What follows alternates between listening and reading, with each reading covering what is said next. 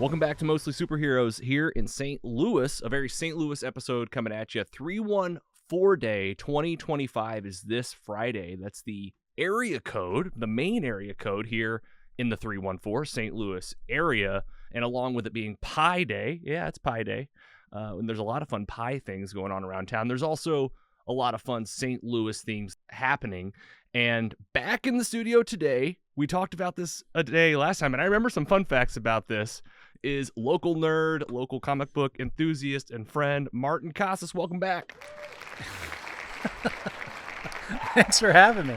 I like the whoop on there on that soundtrack. That's awesome. Yeah, that's been our applause track since day one. Wow. And I call him like the drunk guy in the back. Yeah. Which could be like Logan or Andy. Like it could be any of us. It makes me feel so loved. Welcome back, man. How are you? I'm doing great. You're bouncing around town and willing to come over and hang out. This week is 314 day week, I guess. Yeah. We're here early in the week. We're gonna get this released ahead of the big day on Friday. I'm personally gonna try to celebrate some 314 stuff. Awesome. It's a great day to celebrate St. Louis. It is. It gives you an excuse to do it because it's kind of a funny holiday. It's just like kind of like, oh, I wonder what other cities match their area code with the day that correlates.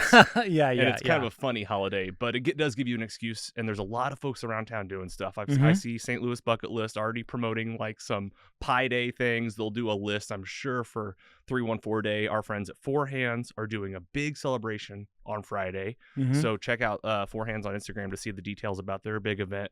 And I remember some fun stuff you told me, and I want to talk about those today. The superheroes, we have some comic books where superheroes visited St. Louis, and I thought we could bring maybe some of them back and talk about some that are relevant. Yeah, because you're doing things have changed since the last time we caught up with you on the podcast. So whatever you're willing to share, what have you been up to lately? What's going on in Martin's world? How's your family? Thank you for asking. Yeah, I left Apotheosis back in I think July or August. I can't remember, but my mom got really sick and I had to fly back and forth to Texas to help her with her cancer and help my brother out down there. And then she also was moving to New Mexico at the time. So, well, the move to New Mexico got waylaid because of her health concerns. Then I was also going back to school. So with my mom's sickness, school, my family life, I just had to kind of set Apotheosis aside and let somebody else run it.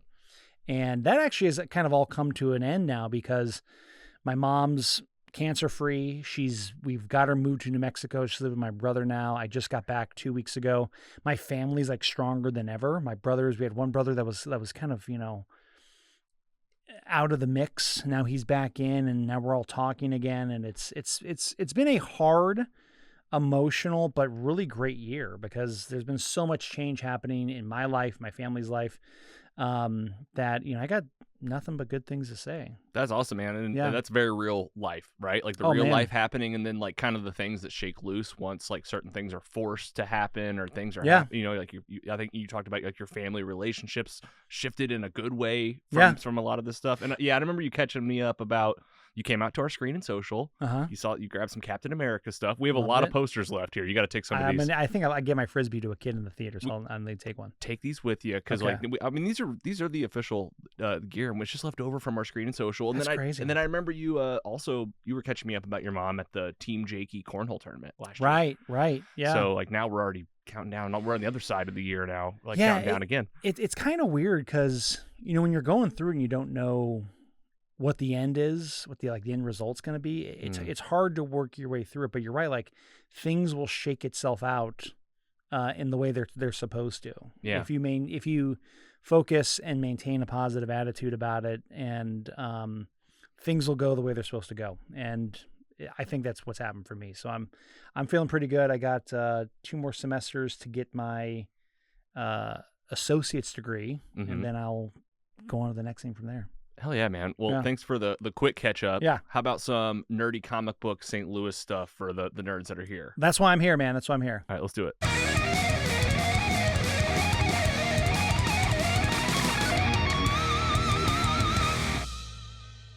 Back to St. Louis comic books. This is where we kind of mix the worlds. And, we said we'd hand pick some stuff that you're familiar with. And I thought maybe we'd try to match it with like relevant stuff that's going on. Yeah. Maybe we just start with like things that I'm excited about are the Green Lantern Corps TV series. Oh God, yeah. That's coming. James Gunn is gonna finally do a Green Lantern TV show on Max. I don't even know when it's coming, but it's getting made right now. There's a St. Louis Guy Gardner comic book story? There is, yeah. Is that right? Yeah. Do you speak to that one? I'd love to. So I don't know if people know this now, but Guy Gardner was actually the original choice of the Ring when Abin Sur died. But Hal Jordan was closer to the crash site of Abin Sur. So Guy Gardner was a reserve member. But in a Secret Origins comic from I think like 1987, maybe 88, the story's revealed about how Hal brought Guy Gardner into the actual Green Lantern Corps. And it was happened in St. Louis because Guy Gardner was dating a girl in St. Louis. He was visiting her at the time. Hal Jordan shows up and gives him the ring and invites him to the Green Lantern Corps. In St. Louis? In St. Louis, yeah. Where were they? Like, probably. Like, was it a landmark situation? Like, it usually is the Arch, right? The Arch is always coming back around. Was it that again? No, well, you saw the Arch in the background, but it was her girlfriend. It was at her apartment where Hal Jordan spotted her. Very nice. And I hope they have some kind of connection to that with, I mean, look, James Gunn is from St. Louis. Right. I would hope that he mentions something about Guy Gardner having relationship or having a girlfriend here. Yeah, he's not scared to tap into that local sometimes. Like Peter Quill, like in Missouri, and like even ends up in St. Charles. Yeah, if you're following the Star-Lord journey in the MCU. Yeah. All right. What would you pick? I picked the first one. Why don't you pick the next one? So my other favorite one, most recently, actually, if you go down to, let's see, I think try going. One of my favorite ones is actually Gambit's first appearance. Oh yeah. So not a lot of people know this. Now X-Men are hot. Oh yeah, they're hot. X-Men. I just rewatched the X-Men animated series. Yeah. And rewatched X-Men '97 again. It made me watch some Wolverine movies and went back. I'm about to put on Logan and Gambit. Man, remember it. All right. Dude. So what happened? Yeah, I know. That's one of the best TV episodes of all time in X-Men '97. I think it's episode 5. Yeah. All right. So what happens in the comic? We got Gambit and Storm battling the Shadow King. Yeah. On the riverfront. Well, so what ends up happening in this issue is that this is a miniseries that Chris Claremont did back in 2023 to explain like the missing time between Gambit's first appearance in Cairo, Illinois, where he makes his first appearance down the river. Storm had been de-aged by something, I forget what, and then Gambit ends up rescuing her, and it's in Cairo, and so this miniseries here takes the story about how they got back to Westchester, and they ended up stopping in St. Louis because it's right up the river, of course. It's so fun to think about, like, the writers that, like, end up on this town somehow in Illinois, Missouri, that, like, only you and I know about, but ends up in this mainstream book. If you go to the first page, so one of my favorite references of St. Louis is going to be from Damien Hellstrom. And so that's the Son of Satan was one of my first recognitions that like superheroes were in St. Louis. And so this story was writer Steve Gerber grew up in St. Louis in the 1960s and 70s. And he wrote not only Damien Hellstrom, but he also wrote Man-Thing, and he wrote, a couple of other characters. I forget them right now. But Damien Hellstrom in the 1970s, most of his adventures happened in St. Louis. He was a professor of theology at a Jesuit college in St. Louis, lived at the Chase Park Plaza, fought, of course, on top of the Arch, as you do when you visit St. Louis. He fought, he went to like seances in Ladue, and then one of his classic stories is called 4,000 Holes in Forest Park. And in the background's like the Science Center, and he's fighting demons against it. It's awesome. It's for St. Louis. Exactly right, It's for us. Yeah. That's for us. Yeah. That guy was here. Okay, and then we got, Deadpool's always hot. Always hot. So what's this Deadpool? So this actually is pretty cool because this was written by the Secret Wars, which is going to be the next big Marvel movie. Yeah, and there's some big news coming out about Secret Wars and Doomsday. It's on my list to listen to the Phase Hero podcast, which they record every Wednesday. Okay. So like I saw them they're live too, like on YouTube and Facebook every Wednesday, like at 1 o'clock Central. Oh, okay, thank you. And I look forward to it. I get in the comments. I'm just a fan, really, out here living. And they mentioned that we get the biggest updates on these two movies coming around. Well, they're filming that now. It's happening. Like filming is starting, which like is I'm kind of like, how with the movies we've had, it's going to be like, how do we get to these two films? So right. maybe this is a little insight here. Yeah. Deadpool's Secret Wars. Yes. So this was written by Cullen Bunn, who was from St. Louis. He actually used to work at Fantasy Shop way back in the day. Now he lives down in Springfield. And this was a story he did. So, one of the premises of Secret Wars, which we may see if that leaked artwork was correct, about all the different worlds that exist, all the multiversal worlds coming together. So this was Deadpool's, and he fights different versions of the X-Men and the Avengers in a battle world place that is actually a piece of East St. Louis that's been brought to outer space. So he's fighting in East St. Louis with, like, I think if you scroll up, you can kind of see some of the characters there. Like on the top here? No, scroll down at the bottom. Yeah. There we go. Keep going. So yeah, the Grandmaster. Mm-hmm. Yeah, so that's his team right there. He's got, like, She-Man things there. Looks like he's got She-Man thing. From a fan that learned about Man-Thing, a non-lifetime comic book reader learning about Man-Thing and the Werewolf by Night Marvel special presentation they did. To think that there's a She-Man thing gets me excited. That's cool. Funny story about Steve Gerber and Len Wein, the creator of Swamp Thing. They were close friends, and they both created, like, their characters came up. Man Thing and Swamp Thing premiered within like 1 or 2 months of each other. You can see that. Yeah. It's like a little bit of a theme. Yeah, and so Gerber created There's the team right there. Created Man Thing because he thought it'd be funny to have on a title Giant Size Man Thing. So a little double entendre for the comic books that he snuck past the censors there. Yeah, that's like one of those like adult jokes they sneak into a Pixar film. Correct. I feel like. Yeah, okay. yeah. All right, So cool. there's that one. And then we also have got one, like, the most hyper-local comics that's out is X-Men number 36 from 1994. That's like I think it's on the next page there. Actually, that Iron Man one is great because that's where James Rhodes, when he first gets the Iron Man armor, he doesn't know how it works, so he takes it to Ant-Man's lab in St. Louis, and while they're looking at it, they get robbed. Oh, wow. Because that's 1985, 84, when St. Louis was, like, in the throes of some good old-fashioned crime. Yes, that one's funny. And then, I mean, any X-Men I like. All right, so I'll go to 2 here. How about that? So you scroll. So Sync. Keep going down. Oh, actually, wait. The Hulk and the Thing. Here we go. Yeah. So this is. I mean, you talk about hot right now. Oh yeah. Fantastic Four and First Steps in July. Dude, and they got that.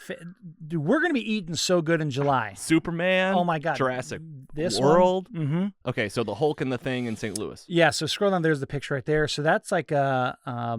The story of this is like. I remember the Hulk and Thing are like on the run from the Fantastic Four because the Thing thinks Reed Richards is treating Hulk badly, so they take him.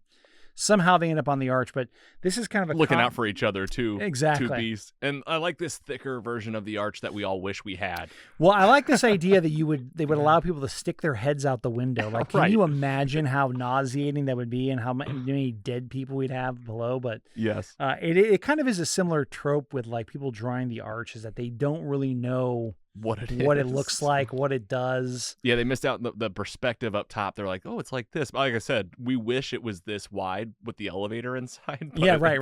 It's not. Yeah. 1976. Wow. Yeah. What's the next? Let's do one more. Yeah, go to... and then we'll talk some TV and film. Yeah, go to... See, I think we're looking for Sync now. So Sync is a member of Generation X. Oh, that's a great one. Oppenheimer. Okay, so we'll get to Sync. Yeah, so, hey, I love it. Yeah. You're like me. Like, I can't... Like, I'm like, wait.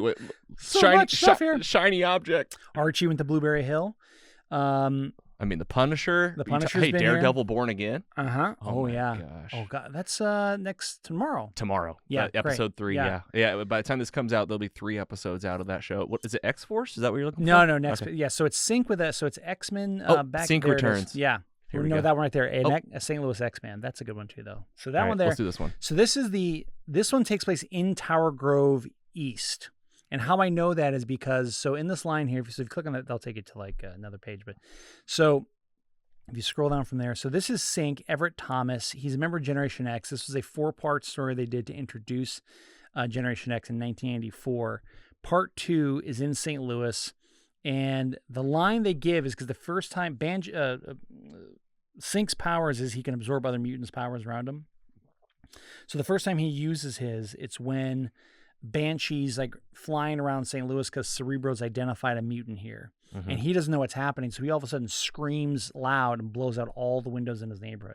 So if you scroll down, you'll see the cops have him surrounded. And he says, is your intention to shoot me simply because I yelled too loud? He says, no, Thomas. It's because when you did, you blew out every window between Gravois and Grand. So if you look at the map, that area there not only is where my old shop used to be, but also it's where I used to live. So Gravois and Grand there is Tower Grove East, there's McKinley Heights, and there's Benton Park. I choose to believe he's in Tower Grove East. In fact, when I was president of the Tower Grove East Neighborhood Association, I made him the official superhero of our neighborhood. That's awesome. And he's in a Blues jersey? He's in a Blues jersey, yeah. So Sink, and now he's like a pretty big, he's like a leader of the X-Men now, I believe. I was going to say, like, I feel like I probably just saw him in the animated series from the 90s, and I definitely did just watch the Phalanx, yes, the three-parter. He's in the background, yeah. So that's the most hyper look you can get. But we've got a bunch of really great references. There's some indie books that take place here. Of course, Manifest Destiny is about Lewis and Clark finding arches all over the West as they're discovering America, and those arches have monsters in the inside. And the final issue is revealed that the demon that's like haunting them inspired Eero Saarinen to make one last arch on our arch. So our arch is actually a demon portal that monsters crawl through. I like that. So we're waiting to see it. That would be great in a live action. That would be. You know, like get the real arch in the movie. Like, well, let's see. When did we see the arch? In What If season 2? That's right. Or maybe even actually season 1. Actually, it's when Party Thor, and and Loki and the team like make a giant slingshot out of it. I think actually. Yeah. Well, that's like Shazam does something to it too, where like there's a bunch of like monsters in the dirt, and he uses it like a tuning rod, and it shakes all the bugs out of the dirt. But can you imagine me on the inside of that thing when Captain Marvel starts shaking it? You're like, Jesus Christ. Well, thanks for the St. Louis comic book expertise. Yeah. Appreciate that always. And Scott is mad that he's not here, obviously. We'll have to get him back later. He can't make it in the middle of the day. You know, he's out there climbing the towers. So yeah. I think we told you, like, he like climbs the cell towers out there. 25 years he's been doing this. No kidding. Sailor Moon fans, get ready. We have an event coming up for you at the Fabulous Fox in St. Louis, Missouri. Tuesday, April 8th. Prepare to be enchanted. Pretty Guardian Sailor Moon, the Super Live. The groundbreaking 2.5D musical is bringing the iconic Sailor Moon universe to life like never before. This stunning stage adaptation, based on the legendary manga and anime, transports audiences into a dazzling world of magic, friendship, and justice. With its electrifying performances, unforgettable choreography, and show-stopping music. This production was the first ever 2.5D musical to hit North American stages, ushering in a new era of live theater that merges the visual style of manga and anime with the immersive power of live performance. Pretty Guardian Sailor Moon, the Super Live, is a one-of-a-kind experience that will captivate fans of all ages. With book, lyrics, and direction by Kari Mura, who you'll recognize from The Musical Prince of Tennis and Tokyo Revengers the Musical. Choreography by Satomi Toma, and music by Go Sakabi and Kyohi. This is your chance to see Sailor Moon like never before, live on stage in a spectacular 2.5D musical event. Feel the magic, witness the excitement, and be part of the phenomenon that's captured the hearts of millions worldwide. Pretty Guardian Sailor Moon, the Super Live, Tuesday, April 8th at the Fabulous Fox in St. Louis. Get tickets now at fabulousfox.com. Enter to win tickets from Mostly Superheroes, the podcast, at mostlysuperheroes.com/contests. Don't miss your chance to see Sailor Moon live. Pretty Guardian Sailor Moon, Super Live at the Fabulous Fox in St. Louis, Tuesday, April 8th. Get your tickets now at fabulousfox.com. Hi, everyone. I'm interrupting this podcast to talk about another podcast. Hi, I'm Randy Naughton. You know that lady from TV for so many years? Well, I too have a podcast called More to Say with Randy Naughton. Interesting conversations with interesting people. And when I say interesting, I mean amazing people. What about the Mac Daddy of all sportscasters, Bob Costas? Phyllis from The Office. Phyllis Smith is her name. Alan Hunter, one of the original MTV VJs. We talk to people about medicine, about tech, about travel, you name it. great conversations. Now, they're, again, not interviews, they're conversations. So you never know where they're going to take us. Make sure when you're done with this podcast, check mine out. It's called More to Say with Randy Naughton, available wherever you stream your podcast. Hey squad, Logan here. You know what keeps our adventures fueled? The incredible brews from Four Hands Brewing Company. They've been our go-to craft brewery since 2012. Our studio fridge is always stocked with their finest, from Citywide Light to Incarnation to Divided Sky to Chocolate Milk Stout, along with the latest seasonal and small batch releases. Whether you're downtown, Kirkwood, the district in Chesterfield, or passing through St. Louis Lambert Airport, Four Hands has you covered. Grab a cold citywide. They're a philanthropic brew created to give back to the St. Louis community. Since its launch in 2016, Citywide has raised over $300,000 for local nonprofits. For every case sold, $1 is donated to carefully selected charities. If you're in the mood for something different, check out Four Hands Extended Family 1220 Spirits and Withered Oak. They've got cocktails, seltzers, and non-alcoholic options to quench any thirst. And a special deal for you Mostly Superheroes fans. Mention Mostly Superheroes or the password MOSTLY to your bartender at any Four Hands location and you get your second beer free. Must be 21 years of age to redeem. Again, go to any Four Hands location, mention Mostly Superheroes, password MOSTLY, and get your second beer on us and Four Hands. Limited time promotion. Get it while supplies last. Visit them in person or head over to fourhandsbrewery.com. Follow them at Four Hands Brewing Co. on Instagram and social media. Cheers to great beers and even better times with Four Hands Brewing Company. And we have an announcement. Taps for Team Jakey is back. Sam Zeller, how are you, man? Welcome back. Dude, I'm good. Better after this news. This is good news. This is long time coming. You- I can't even remember the last. This is a long time event for Team Jakey that we used to put on years ago. 8 years plus since we've had this event. So this is going to be great. Still details to come. Yeah, totally. But we have a date, which is the important thing. May 22nd at the Four Hands downtown. Yeah, we got a mutual friend in Four Hands. You guys have been working with him forever. And May 22nd, mark your calendar, 2025, Team Jakey's back. Yeah, I want to pack the place. Yeah. As much as they'll let us. An event we did, though, recently, Trivia Bingo at Four Hands Brewing Company. We had a really successful event. We gave away over 30 prizes from local businesses, and we're going to do it again. So Thursday, March 20th, mark your calendars. Four Hands Brewing Company downtown. We'll be doing another Trivia Bingo. It's going to be TV and film. So we'll keep it kind of broad strokes. You know, if you've seen some of the mainstream TV and film in the world. Pop culture. Pretty much pop culture, because we do custom Trivia Bingo. That's simple hints with simple answers. And, man, lots of prizes. So March 20th, mark your calendars for the next Mostly Superheroes Trivia Bingo. Usually a round table, Whatcu Watchin. Yes. We want to do a little bit of that. And then I think I want to end with St. Louis. So let's do Whatcu Watchin first. Go for it. Whatcu Watchin. Your sound effects are great. Those bumpers, man. Man, a lot of those are from day one. Like they're aging well. I'm happy with them. Way to go. That's me. So obviously I'm like, what a nice voice. Okay, so we were talking a little bit before to be like, all right, how are we going to prioritize this? Yeah. It's ridiculous the amount of things, but we're really spoiled. Like there's a lot of good TV, a lot of good So much. movies, and I've been watching a lot of good TV lately. So I'm going to name some stuff that I haven't even named for you yet. Really into Dexter. And Dexter, Original Sin. Yes. And then Dexter, which would come chronologically next, the original show. And then after that came the new show that they came out with a couple years ago, Dexter New Blood. Yeah. Where you're like, what? And then there's a Dexter Resurrection that they're filming right now. Oh, it's not out yet. It's not out yet. Okay. Resurrection, they're filming. I've seen, they got, what's his name? Barney from How I Met Your Mother. Neil Patrick Harris. He's in it. He is? Yes, and they got Batista back if you're a fan of the show. Oh, So me and Carrie are wow. living in Dexter right now. Probably rewatching for like the 10th time. It's one of my favorite shows. Yeah. You watch it? You a I fan? love Dexter, yeah. All right, how about you? Dexter. What you got? I love, New Blood's pretty great. I'm really digging Reacher. I mean, I've hoped to, Alan Richardson. Rickson. Rickson. Rick Richardson. Yeah, It's Richardson. He's like the Ministry of Ungentlemanly Warfare.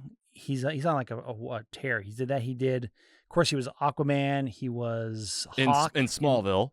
In Smallville. Hawk in the Titans TV show. which is an awesome show. That's Yes. incredible. And now campaigning to be Batman.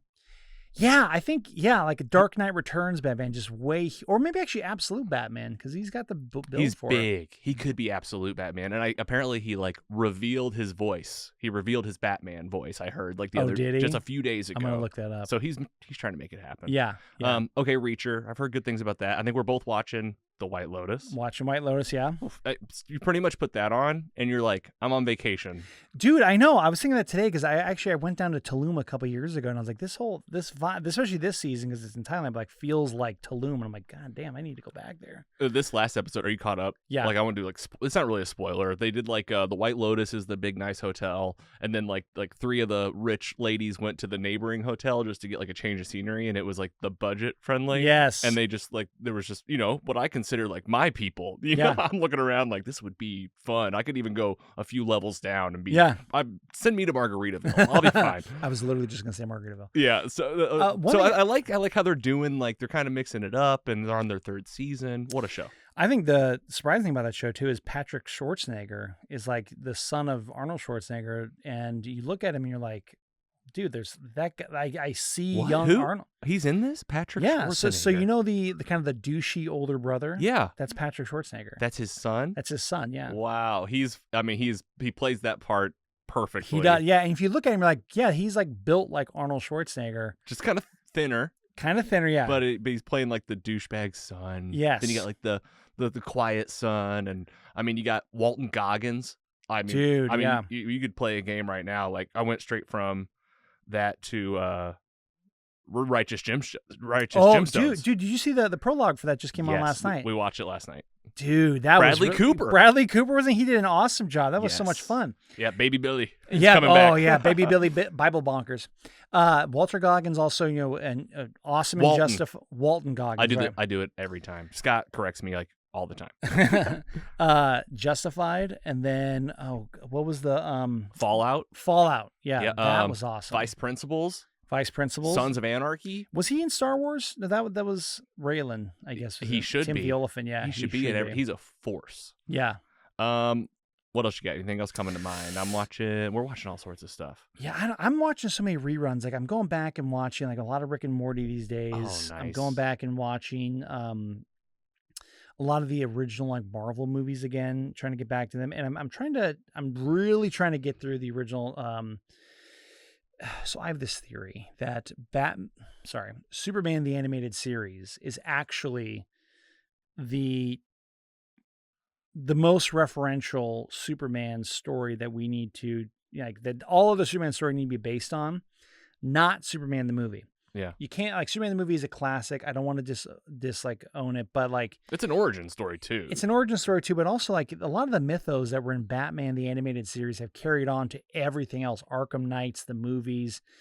I kind of feel that's the way with Superman the animated series is that there's so much light, there's so much science fiction, there's so much heart to that story that Lois and Superman Great dynamic. Lex. Yeah, with the tech, really savvy. All the characters. That's Lex I like. I like the savvy Lex. Yeah. Not like a bumbling Well, and Lex. then also you have all these characters too that aren't these huge superpowered villains that Superman has to fight. It's there's bank robbers, there's the Toy Man. He's got to overcome some things. And so I think that if they're looking at what to base Superman on, I think that's the show. And in fact, if they're going to do a video game based on Superman, which is something they've had a hard time doing over the last, everyone says it's too hard to do a Superman movie or a Superman video game because, how do you, he's so powerful, he can do all these things, but I think a part of the fun would be gauging your power levels. Which is a thing. He only has so much solar energy in him. Right. Absolute's leaning into that a little bit with his suit, a little bit. And imagine,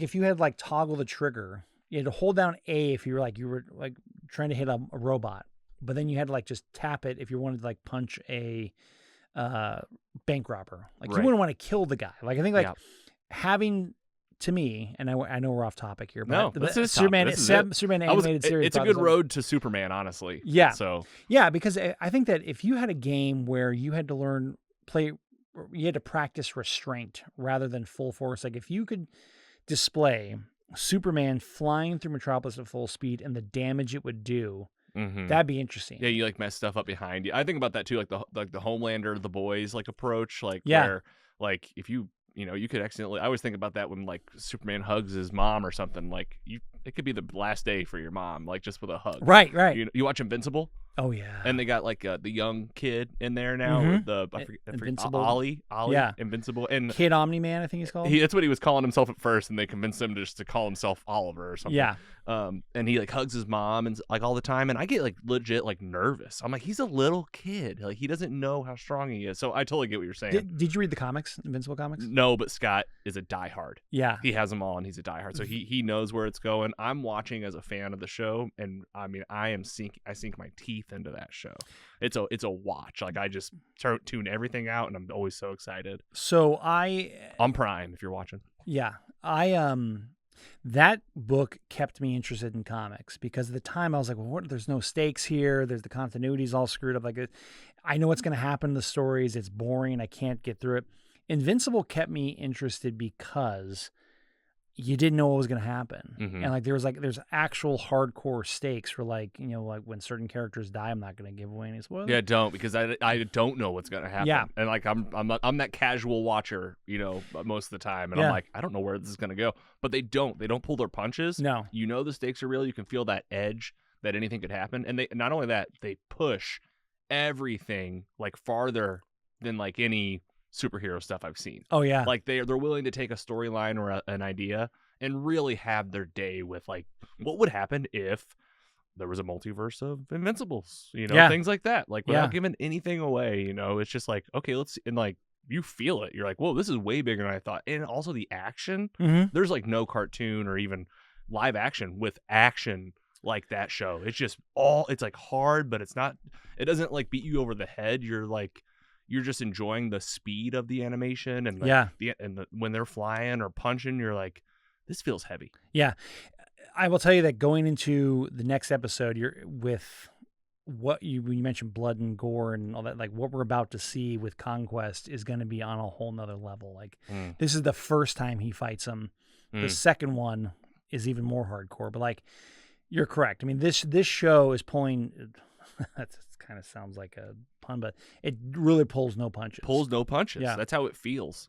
All right, let's just end with this on Whatcu Watchin, and then we'll end with St. Louis and kind of talk about what we would ideally do on a 314 day. Since this is our 314 episode. Perfect. But Superman. Yeah. Where are you at with that and excitement, and like, are you optimistic? Are you worried? If you're worried, what are you worried about? What are you excited about? I am July. Yeah, I'm worried that I'm going to be disappointed because I was such a big fan of Man of Steel, but at the end when he killed Zod, it told me that like they fundamentally did not understand what Superman was about, and that broke my heart. It's like, God dang it, I had such high hopes for this. We just pulled out the archive. Superman Returns with Brandon Ruth. Ralph. I always get it mixed up. Ralph. Yeah, and he, you just talk about a miss. Yes. Like you talk about not knowing what to do. Like people that like it just felt. But the road to Superman, Man of Steel. I want to watch that. I want to watch that fresh. It's been a couple years. Yeah. And then obviously everything that happened with Snyder. It's like it's like here we go. Like I see this trailer. You loved the trailer. Yes. The James Gunn trailer. Oh my God, Crypto. We got like I feel like it's gonna be. I've heard some early reviews of like fun, like hopeful. Here's what I loved about it is that there was color in this trailer. There was blue sky. It wasn't dark. It wasn't raining. Superman appears to be enjoying himself. That is the Superman we've been needing to see for a long time. We spent the last 20 years wrestling with this idea of what happens when a person with ultimate power wants to take over, because the world around us has shown us that like that's kind of where when you give people too much power, that's what happens. What makes Superman great is that he is what happens when absolute power isn't corrupted absolutely. And he is a guy that he uses powers for good. He's optimistic. I want to see that in the movie. And from what I can tell, it kind of looks like it's going that way. I mean, I think James Gunn is a true Superman fan. He's a true comic book fan. We saw that with Suicide Squad. We saw that with Peacemaker. Just rewatched both of those. I rewatched Peacemaker this weekend just because I just watched Suicide Squad. And like it is every time I'm like, James Gunn has heart. He has like soul. And he has like fun. Yeah. And he also likes music. Yeah. Like I feel like the DC problem all the years before James, and we'll see how James does, was the putting these characters up on pedestals, making these dark figures that aren't really, they make it seem like they're going through stuff, but they're not. They're just kind of these power beings. We're like, we got to go the Marvel road with this, with like bring out the personal, like make the stakes real for Clark. I hope we see that. I always thought it was interesting that the road they took with DC Comics was so different from what they took with Marvel, because Marvel was meant to be more grounded and realistic, the comic books. And DC Comics chose to be more fantastical. And granted, they did have some creators come through that did some pretty dark stories, but DC was brighter, it had more power, it had more color to it, and Marvel was trying to be more grounded. The movies took like a 180. Like the DC movies went dark, mostly because of the success of Batman and Batman Returns, and they kind of took that road.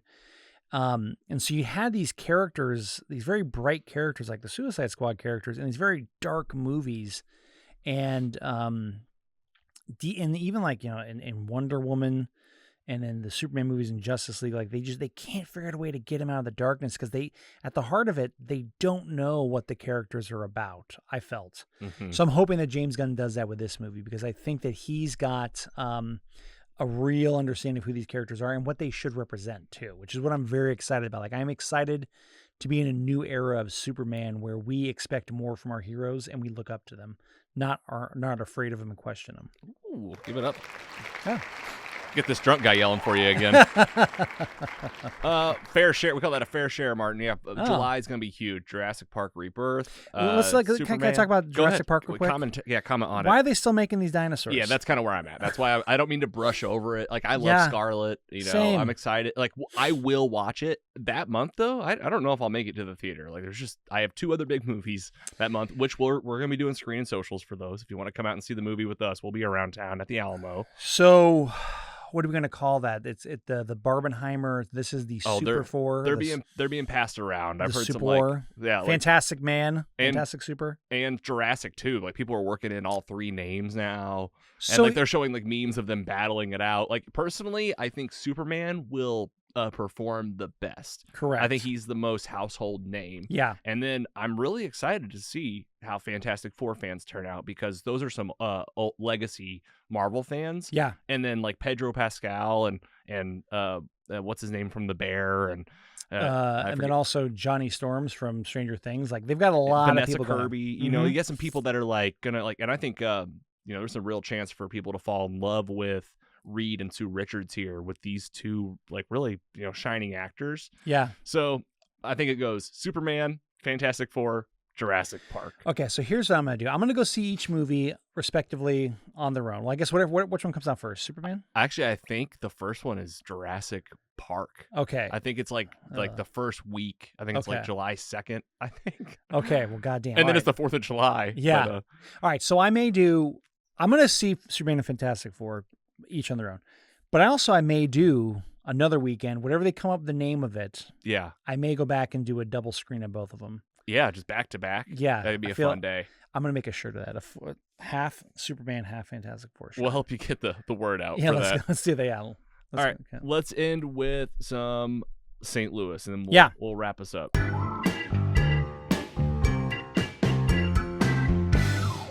All right, so either what are you doing on 314 Day, or better yet, like, what would be your ideal 314 Day? Maybe it's a better time just to shout out some of your favorite spots. Yeah. Like, let's not make people wait for the good stuff. What's some of your St. Louis good stuff? Yeah, so to start off celebrating 314 Day, what I would do is, because I live near the Loop, so I would go.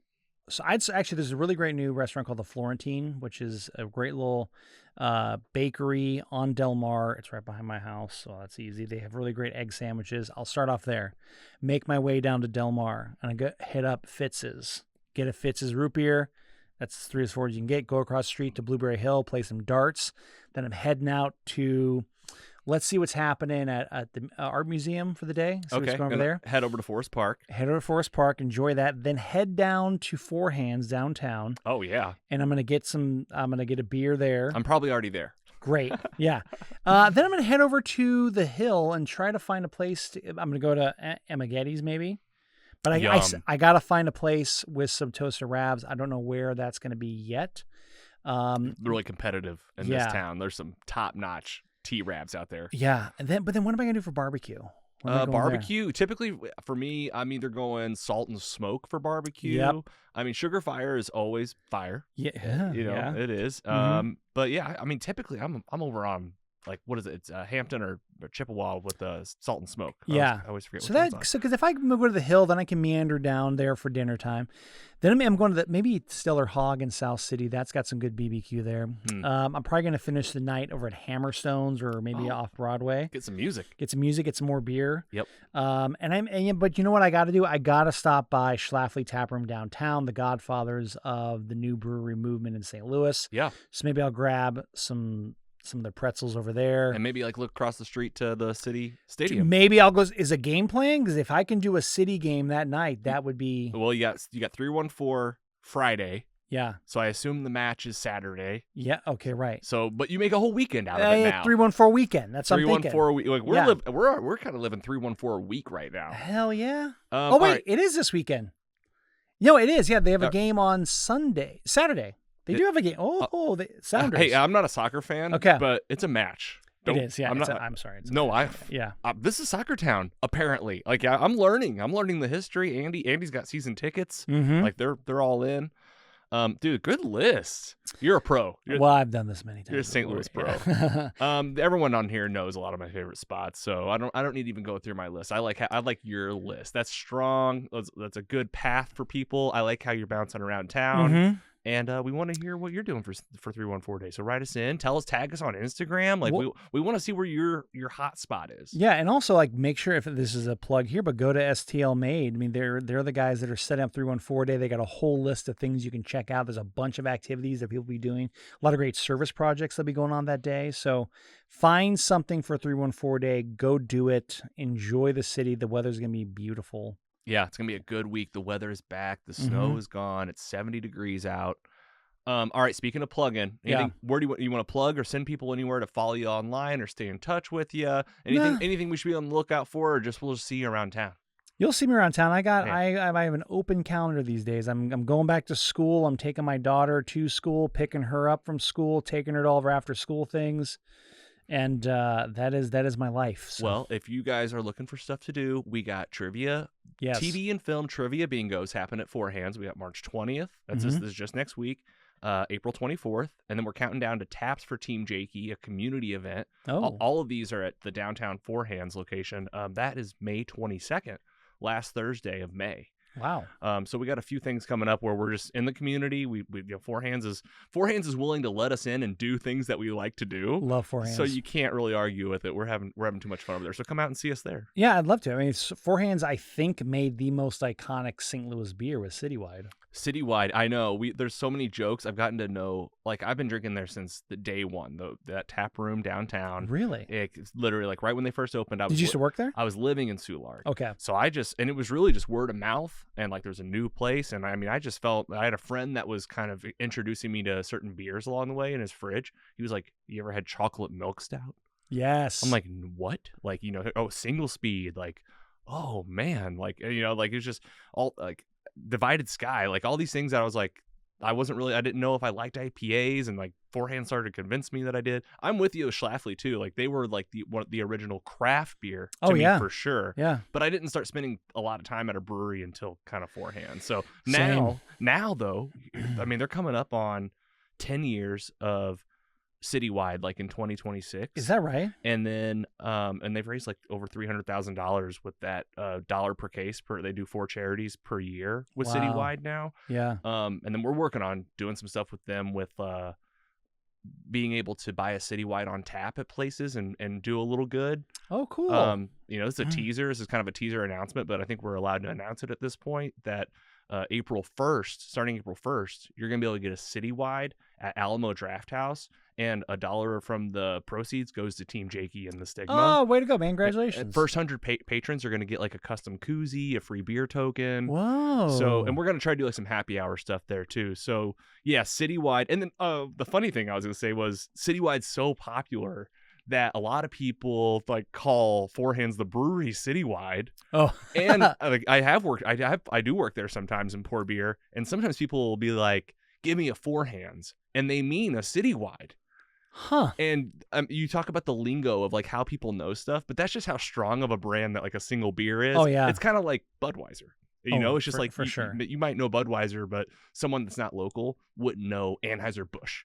They just know Budweiser. Yeah. So that's Four Hands is kind of getting to this level now where like that's how big they are. Well, and I don't really know any other brewery that of a city I've visited that has a beer that is so iconic and localized as Citywide. Like it's got the flag on it. Like maybe Chicago's got something with a Chicago flag on it, but Yeah, they did some stuff. I remember I lived in Chicago for a few years, and one that I really liked was from Goose Island, which is from Chicago, and they did a green line.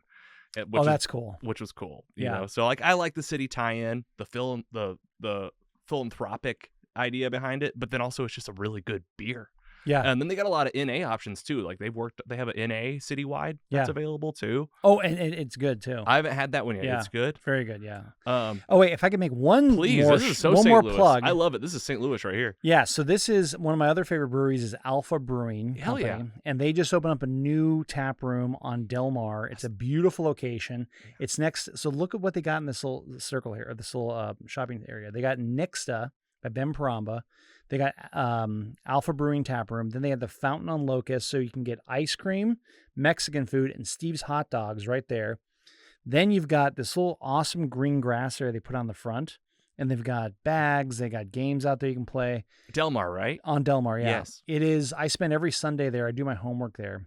Nice. And it is such a nice place to relax. Like the door comes up and you can they open it up to the street, and it is a hidden oasis if you're a beer drinker in this city. There you go. A hot Check it out. spot recommendation. I saw that on your Instagram. Yes. It looks really cool. It is cool. Yeah. The couches are very comfy. That's a good St. Louis. You can always find a place to post up, do some homework, get some work done. Hell yeah. Especially if the weather's nice. Open up those garage doors. Oh yeah. Dude, spring's here. Dude, I'm so happy. I'm going to go for a walk, I think, when I drop off my daughter. Martin Casas, thank you for coming in, man. Really good to see you always. It's good. Thank you for having me. And come back in and nerd out with us. We'll get the other two in here next time and just get nerdy. Oh, please. I need it. Let's do it. Mostly Superheroes. We'll see you next time. Take it easy.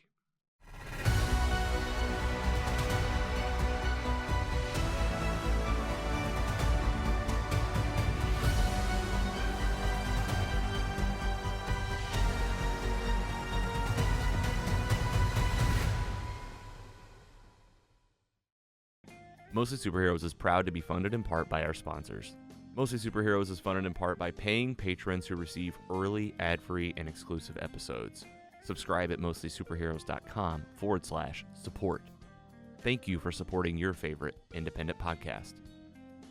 Mostly Superheroes is an independent podcast owned and operated by Carrogan Ventures in St. Louis, Missouri. Hosted by Logan Janis, Andy Hunn, and Scott Swearingen. Brand and creative by Carrie Clark Design. Music by Audionautics. Learn more at audionautics.com. Find more at mostlysuperheroes.com.